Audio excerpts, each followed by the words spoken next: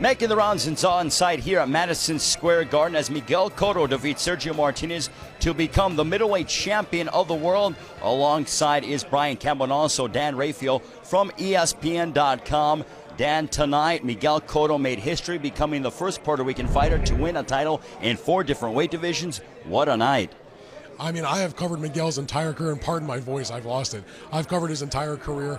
This is probably my 23rd, 24th Miguel Cotto fight. That's about as good as he has ever looked, including his top victories as a welterweight against guys like Zab Judah and Shane Mosley.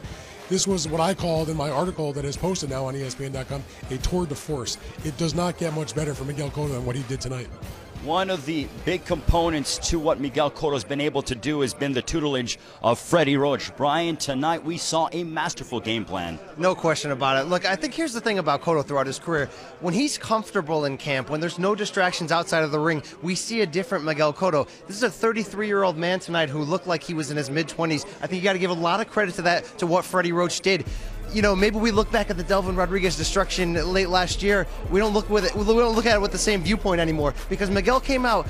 What Freddie brought together was a little combination: the aggressive body attacking, left hook punching Miguel of old, mixed with the boxer that we saw under Pedro Diaz, under that tutelage. Tremendous footwork tonight from Miguel, going to that left hook to the body, looping that left hook over the right hand that Sergio Martinez has been known to drop. We saw just a textbook performance. As much as we knew that maybe Miguel could be competitive, I don't think any of us saw this type of outcome tonight. I don't think any of us could have expected the 3 knockdowns from Miguel Cotto to Sergio Martinez in the first round. Dan, were you surprised at how assertive Miguel started off? Because he came out, as you mentioned, like a tour de force and set the tone early. I wasn't surprised that he came out aggressive. I think that was going to be part of their game plan. The fact that he got Sergio on the deck 3 times in the first round and then he survived. My memory went back to the first fight between Marquez and Pacquiao. And if you remember in that fight, Pacquiao got dropped Marquez 3 times in the first round, but Marquez was able to come back and make it a very close fight. I thought he won the fight. Sergio Martinez, though, I thought, okay, maybe he's going to make a comeback like that. There was no comeback. He got absolutely, just destroyed tonight, and it was not even close. The scorecards from the official judges all had it a shutout. I had it a shutout. I don't know if there was a single round you could even conceive to give Sergio Martinez in that fight. Couldn't agree with you more, Dan.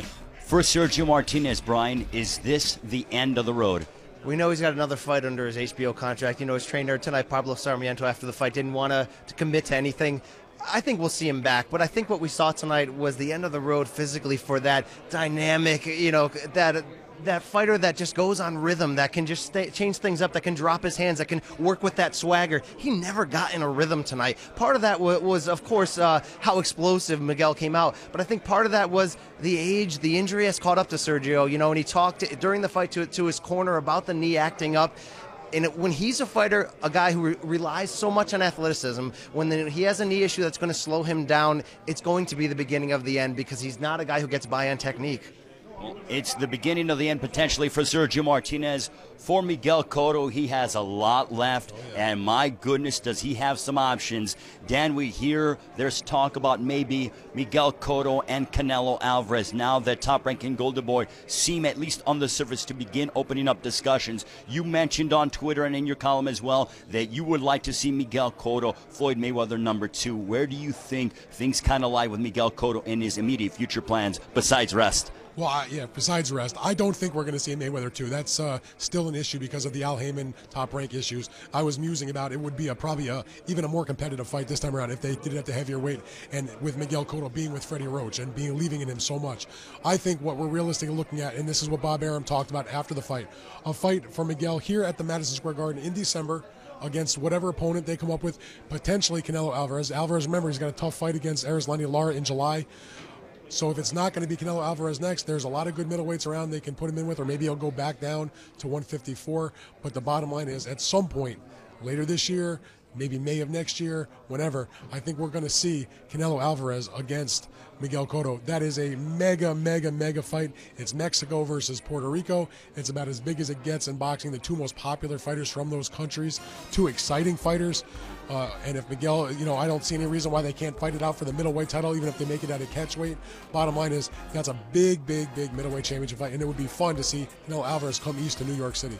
Miguel Cotto becoming the first Puerto Rican fighter to win a world title in 4 different weight divisions, as Miguel Cotto is now the middleweight champion of the world. On behalf of Dan Raphael and Brian Campbell, I'm Ray Flores for Making the Rounds from the world's most famous arena, Madison Square Garden.